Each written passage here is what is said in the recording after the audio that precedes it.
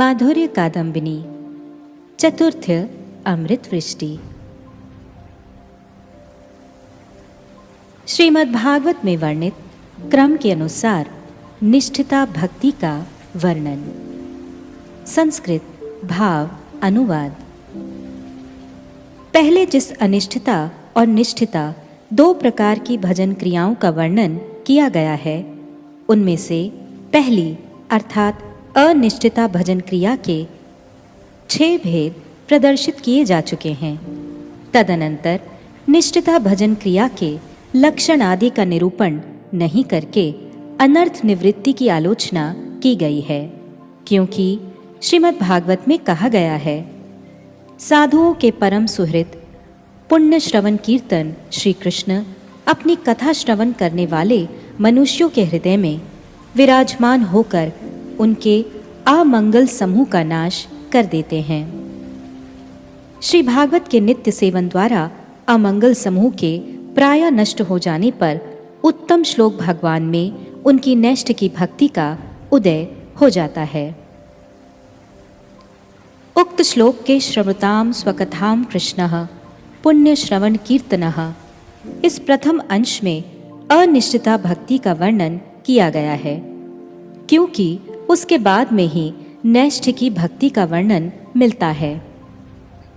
इन दोनों प्रकार की भक्तियों के बीच में अनर्थ निवृत्ति का वर्णन किया गया है। अमंगल समूह का नाश करते हैं, इस वाक्य से अनर्थ निवृत्ति की बात भी सूचित होती है। पुनः वहीं पर नष्ट प्राय अभद्र इस वचन के द्वारा यह भी सूचित होता है कि अमंगलों के किसी किसी अंश की निवृत्ति नहीं भी होती है।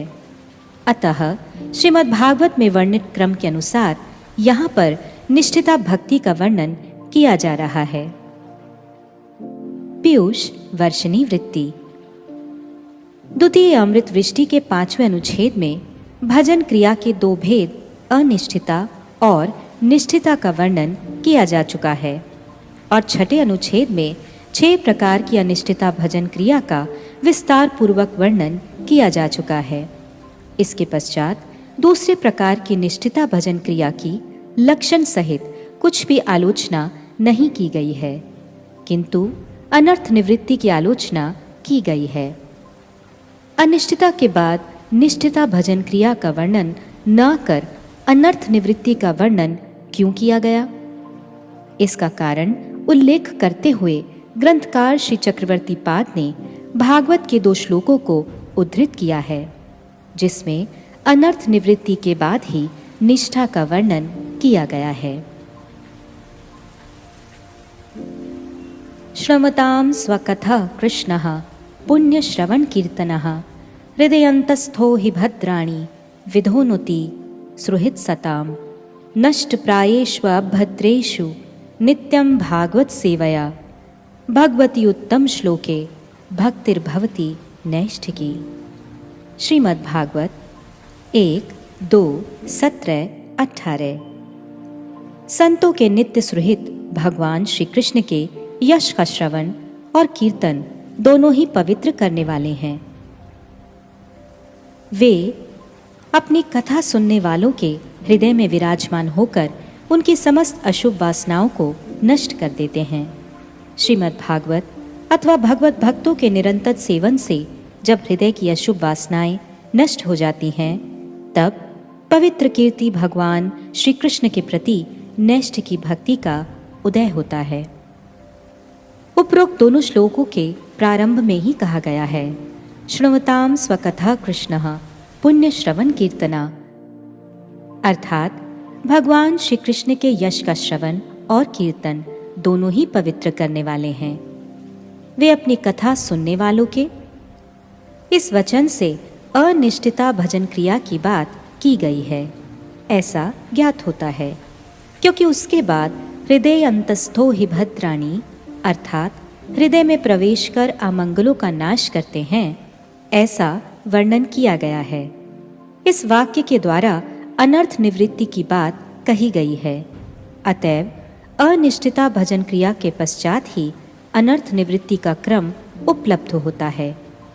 द्वितीय श्लोक के पूर्वार्ध में नष्ट प्रायेष्व भद्रेषु नित्यम भागवत सेवया, अर्थात नित्य श्रीमद् भागवत अथवा भगवत भक्तों के सेवन के फल से अनर्थ नष्ट प्राय होने पर।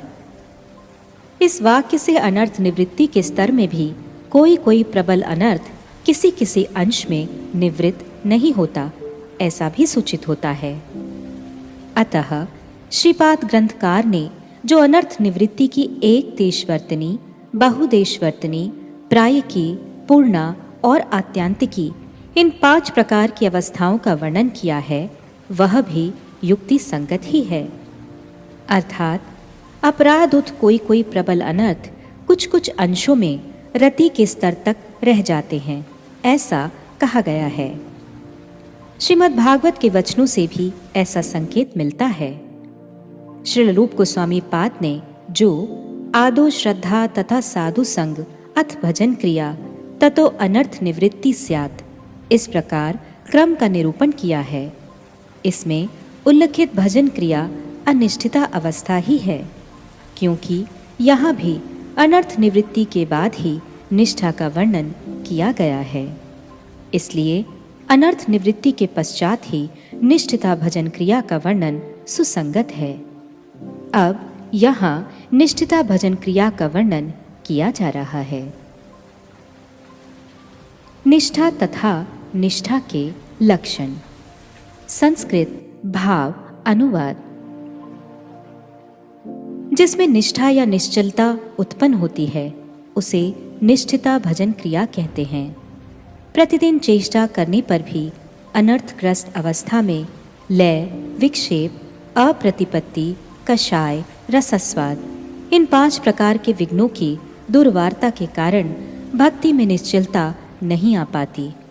अनर्थ निवृत्ति के पश्चात ही इन 5 प्रकार के विघ्नों के दूर हो जाने पर भक्ति में निश्चलता आती है। अतएव लय, विक्षेप आदि 5 विघ्नों के अभाव को ही निष्ठा का लक्षण जानना चाहिए। इनमें से श्रवण, कीर्तन और स्मरण के समय उत्तरोत्तर निद्रा आना लय कहलाता है। श्रवण, कीर्तन और स्मरण के समय व्यावहारिक बातों का जो संपर्क है उसे विक्षेप कहते हैं। लय और विक्षेप के ना होते हुए भी श्रवण, कीर्तन और स्मरण के समय कभी कभी जो असमर्थता लक्षित होती है उसे अप्रतिपत्ति कहते हैं। श्रवण आदि भक्त्यांगों के साधन काल में क्रोध, लोभ एवं अभिमान का जो संस्कार है उसे कषाय कहा गया है, तथा श्रवण, कीर्तन और स्मरण के समय में विषय सुख उत्पन्न होने के कारण जो मन का ना लगना है उसे रसस्वाद कहते हैं। नैष्ठिकी भक्ति के उत्पन्न होने पर रजोगुण और तमोगुण के भाव एवं काम, लोभ आदि के द्वारा चित्त अनाविद्ध अर्थात कलुषित न होने पर सत्व गुण में स्थिरता प्राप्त कर प्रसन्नता लाभ करता है। यहाँ मूल श्लोक में जो चकार है उसका समुच्चय अर्थ करने से उस अवस्था में भी राजसिक, तामसिक आदि भावों का अस्तित्व समझा जाता है, परंतु इनके द्वारा चित्त अनाविद्ध या अछूता ही रहता है। इस वाक्य से यह सिद्ध होता है कि जब तक भाव अवस्था नहीं आती तब तक राजसिक, तामसिक आदि भाव भक्ति के बाधक न होकर उसके अबाधक रूप में ही अवस्थान करते हैं।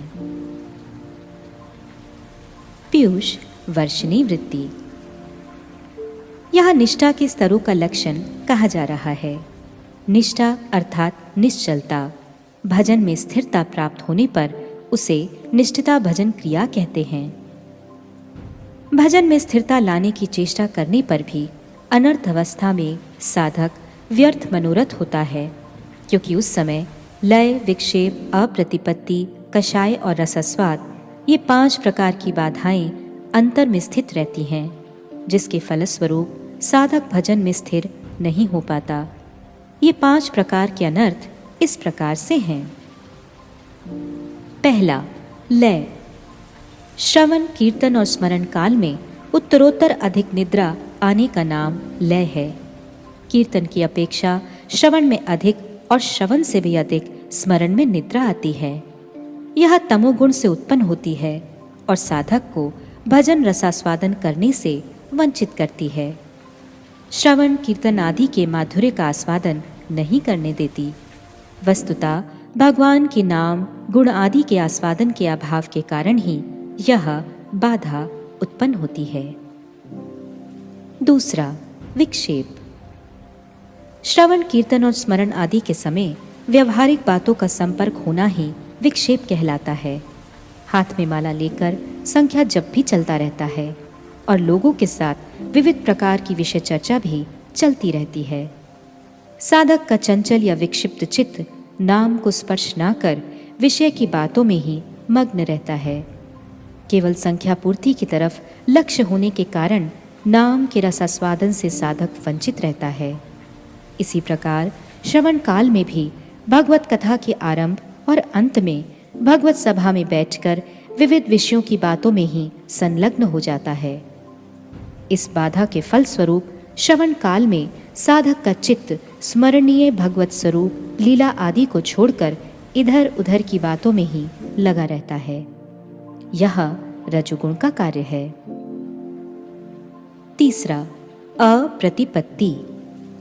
लय और विक्षेप के न रहते हुए भी श्रवण और कीर्तन में जो असमर्थता देखी जाती है उसे अप्रतिपत्ति कहा जाता है। ऐसी दशा में साधकों के मन में निरुत्साह उपस्थित होकर भजन में आलस्य की सृष्टि करता है। अथच उत्साह को ही श्रद्धा का जीवन कहा गया है। यह अप्रतिपत्ति तमोगुण से उत्पन्न होती है। चौथा, कषाय।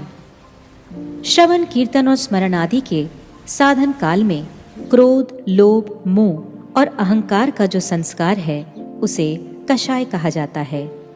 अनर्थ अवस्था में पूर्व संस्कार के अनुरूप साधारण कारण से ही क्रोध, मधुर स्वादिष्ट खाद्य वस्तुओं का आस्वादन, अर्थ आदि में लोभ तथा देह दैहिक आदि विषयों में गर्व और अहंकार चित्त में उदित होते हैं। पांचवा, रसास्वाद। विषय सुख उत्पन्न होने के समय श्रवण कीर्तन आदि में मन का ना लगना ही रसास्वाद कहलाता है। विषयों में लगने के कारण चित्त भजन में निविष्ट नहीं होता। कषाय और रसास्वाद को रजोगुण का कार्य समझना चाहिए।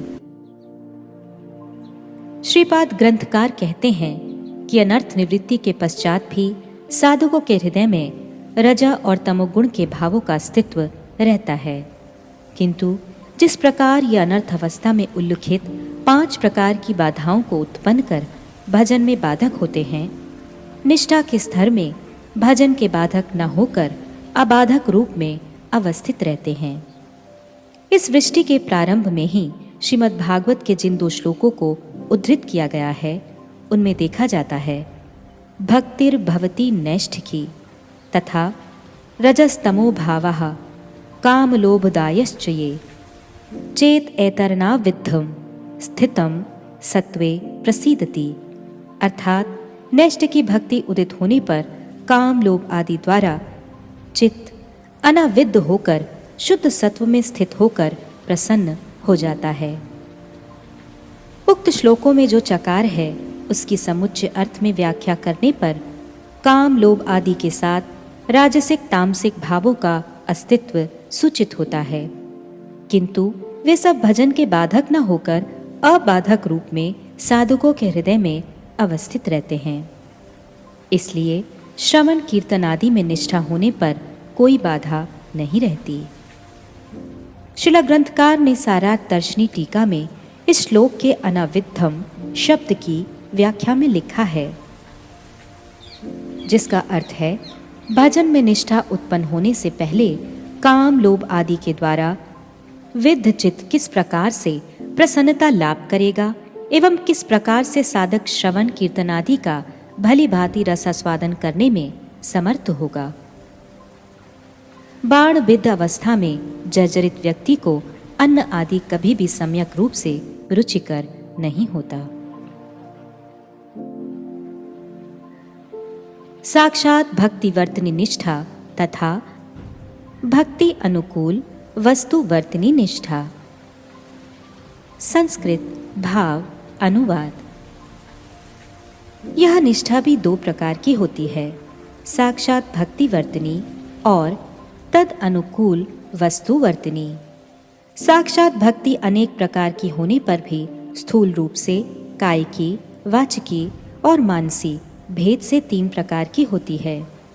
भक्तों में सहनशीलता, तेज और बल की स्थिति के तारतम्य के अनुसार किसी किसी भक्त में विलक्षण संस्कारवशतः भगवत उन्मुक्ता का आधिक्य देखा जाता है। इसलिए कोई कोई कहते हैं कि इस विषय में कोई क्रम नहीं है। अमानित्व, मानदत्व, मैत्री, दया आदि गुण भक्ति के लिए अनुकूल हैं। भक्ति निष्ठा के अभाव में किसी किसी शम प्रकृति के भक्त में इन सब गुणों के प्रति निष्ठा देखी जाती है और कहीं कहीं किसी उद्धत भक्त में भक्ति निष्ठा रहने पर भी इन गुणों के प्रति निष्ठा नहीं देखी जाती। इन गुणों के होने पर भक्ति में निष्ठा तथा इन गुणों के न होने पर भक्ति में निष्ठा का अभाव केवल बालकों के निकट ही वास्तविक होने की प्रतीति पैदा नहीं करता, अपितु विज्ञ पुरुषों के निकट भी ऐसी ही प्रतीति उत्पन्न करता है। क्योंकि श्रीमद् भागवत में कहा गया है कि नैष्ठ की भक्ति के उदित होने पर चित्त रज, तमः और काम, लोभ आदि के द्वारा अनाविद्ध होकर शुद्ध सत्व में स्थित होकर प्रसन्नता प्राप्त करता है। अतएव श्रवण कीर्तन आदि भक्ति अंगों में प्रबल उत्कंठा अथवा शिथिलता ही भक्ति में निष्ठा अथवा अनिष्ठा की कसौटी है। यही भक्ति निष्ठा के संबंध में संक्षिप्त विचारधारा है। निष्यंद बंधुरा नामक चतुर्थ अमृत वृष्टि का भाव अनुवाद समाप्त। पीयूष वर्षिणी वृत्ति। ग्रंथकार श्रील विश्वनाथ चक्रवर्ती ठाकुर ने निष्ठा स्तर के वर्णन के प्रसंग में कहा है कि लय, विक्षेप आदि 5 प्रकार की बाधाओं का अभाव ही निष्ठा उत्पन्न होने का लक्षण है। श्रीमद् भागवत में कहा गया है, न यस्य चित्तम बहिरर्थ विभ्रमम तमो गुह्वायांच विशुद्धम आविशत यद भक्ति योगा अनुग्रहीतम मंजसा मुनेर विचष्टे ननु तत्र ते गतिम। श्रीमद् भागवत 4:24-59।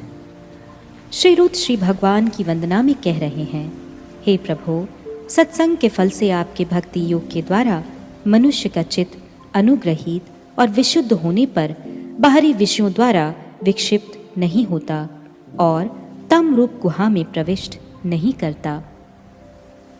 उस समय मनुष्य आपके तत्व को जान सकता है। इस श्लोक में साधकों के लय, विक्षेप आदि से रहित होने की बात कही गई है। यहाँ निष्ठा के भेदों का निरूपण कर रहे हैं। निष्ठा 2 प्रकार की होती है, साक्षात भक्ति विषयनी और दूसरी तद अनुकूल वस्तु विषयनी। पहली साक्षात भक्ति विषयनी निष्ठा कायिकी, वाचिकी और मानसी भेद से 3 प्रकार की होती है। कायिकी श्री भगवत कथा श्रवण, तुलसी चयन, माला ग्रंथन, अर्चन, दंडवत, परिक्रमा, श्री मंदिर मार्जन आदि कायिकी हैं।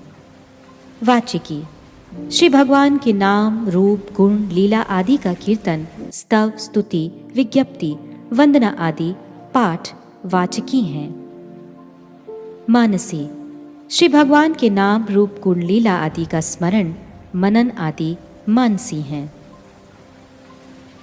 इन भजन अंगों में निष्ठा या स्थिरता साक्षात भक्ति विषयनी है। श्रील जीव गोस्वामी पाद ने श्री भक्ति रसामृत सिंधु की टीका में लिखा है, भजन विषय में विक्षेप शून्य निरंतर्य को ही निष्ठा कहा जाता है। किसी किसी के मत से पहले कायिकी, उसके बाद में वाचिकी और अंत में मानसी भक्ति में निष्ठा पैदा होती है, किंतु सभी साधकों के लिए यह क्रम संगत नहीं है, क्योंकि साधकों में संस्कार के अनुरूप सहनशीलता, तेज और बल की अधिकता या न्यूनता देखी जाती है। इसलिए मन शक्ति के आधिक्यवशतः किसी किसी साधक की पहले मानसी भक्ति में निष्ठा उत्पन्न होना कोई विचित्र बात नहीं है।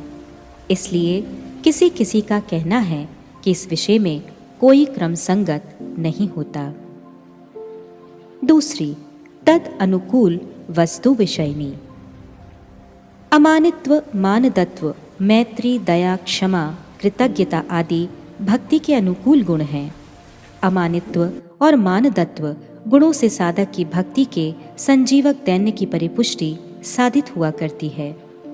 प्राणी मात्र के प्रति दया, मैत्री और सौहार्द्र भाव के द्वारा भक्ति निर्विघ्न और सुस्थिर होती है। जो दूसरों का दोष क्षमा नहीं कर पाते, उनका अपने लिए ईश्वर के निकट क्षमा मांगना भी विडंबना के अतिरिक्त और कुछ नहीं है। इन गुणों में कृतज्ञता गुण विशेष रूप से भक्ति के अनुकूल है। अकृतज्ञ हृदय में भक्ति देवी का आविर्भाव नहीं होता। श्री भगवान स्वयं कृतज्ञता गुण से पूर्ण हैं। भक्त के द्वारा जल और तुलसी अर्पण करने पर वे स्वयं को भी दान कर देते हैं। केवल मातृभाव का अनुकरण करने वाली दुष्टा राक्षसी पूतना को धात्री की गति प्रदान कर कृतार्थ किया। कृतज्ञता ही महत् व्यक्तियों के महत्व का निदर्शन है और अकृतज्ञता ही शूद्र व्यक्ति की शूद्रता का चरम निदर्शन है। जो जितने श्रेष्ठ हैं, उनके हृदय में उतनी ही कृतज्ञता होती है। कृतज्ञता शून्य संकीर्ण हृदय में भक्ति देवी विराजमान नहीं होती। किसी किसी शम प्रकृति वाले साधक के हृदय में भक्ति निष्ठा के अभाव में भी ये गुण देखे जाते हैं। अर्थात अनिष्ठिता स्तर में ही शम स्वभावपन भक्त में यह गुणावली देखी जाती है और निष्ठा उत्पन्न होने पर भी किसी किसी उद्धत स्वभाव वाले भक्त के हृदय में ये गुण नहीं देखे जाते। अतएव सभी क्षेत्रों में निष्ठा के उदित होने पर अनुकूल गुणावली भी उदित होगी, ऐसा निश्चित नहीं है। इन गुणों के उदित होने पर भक्ति में निष्ठा का उदित होने और नहीं होने पर निष्ठा का अभाव, ऐसी प्रतीति न केवल शास्त्र अनभिज्ञ व्यक्ति को ही होती है, अपितु शास्त्र को जानने वाले विज्ञ पुरुष के निकट भी ऐसी प्रतीति उत्पन्न होती है। क्योंकि श्रीमद् भागवत में कहा गया है, भक्तिर भवती नैष्ठ की तदा रजस्तमो भावा काम लोभादायश्च ये चेत ऐतर नाविद्धम स्थितम सत्वे प्रसीदति। अर्थात नैष्ठ की भक्ति के उदित होने पर चित्त राजसिक तामसिक भाव और काम लोभ आदि के द्वारा अनाविद्ध होकर शुद्ध स्वत्व में स्थित को प्रसन्नता प्राप्त करता है।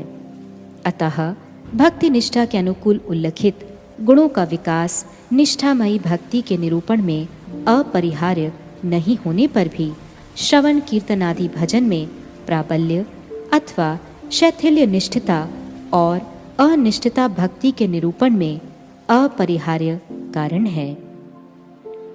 अर्थात श्रवण कीर्तन में यत्न की प्रबलता दिखाई देने पर निष्ठता भक्ति होती है और उसके अभाव में अनिष्ठता भक्ति होती है, ऐसा समझना चाहिए। निष्यंद बंधुरा नामक चतुर्थ अमृत वृष्टि की पीयूष वर्षणी वृत्ति समाप्त।